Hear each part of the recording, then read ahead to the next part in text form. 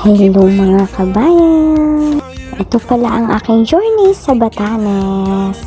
Pala ang inyong ante ay pababa at yan sa pinakamagandang place. Nagpipilingera ang inyong ante. Nag-iimot-imot. Pero mamaya, tatalo na yan dyan. Pero mga kabayan, sobrang ganda talaga dyan sa Batanes. Parang pag pumunta ka dyan, malilimutan mo lahat ng problema mo. Tignan, lalo na yung place na yan. Yung place na yan, sobrang ganda dyan. Mataas yan. Kita mo lahat ng dagat. Sobrang ganda. Pero matarik yung taas niyan. Kaya medyo ingat-ingat din ako. Kasi pag nadulas, tegwak ang inyong ante. Alam nyo guys, nung nandyan ako, yung video ko laging naka-on, parang ayoko nang patayin kasi gusto kong makapture lahat ng moment nung nandyan ako.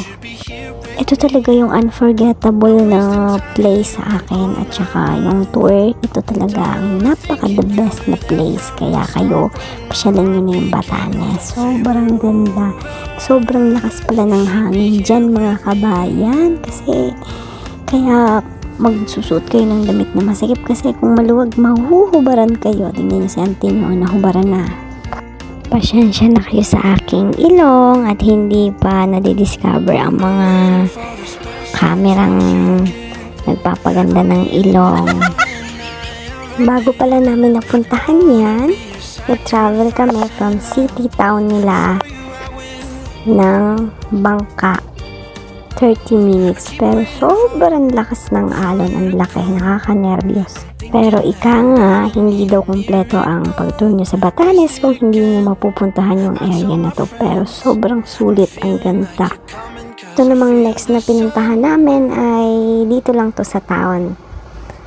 May tinatawag sila dyang lighthouse. Ito ang famous na pinupuntahan ng mga turista. Pero pala akong napagod dyan kasi walang elevator. Ang taas sobra, pero pagdating mo sa taas, sulit ulit, pero sobrang lakas din naman po ng hangin. Tingnan yung mga kabayan, sobrang ganda. Yung isa pong guest ay pumasok na dahil sobrang lakas talaga ng hangin. Hindi kakayanin. Hindi ko alam bakit sobrang lakas ng hangin dito sa Batanes.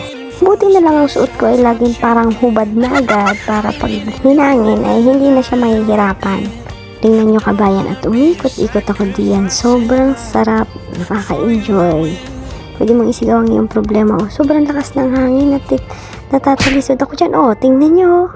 Kabayan at muntik pang nabasag ang aking pagmumuka.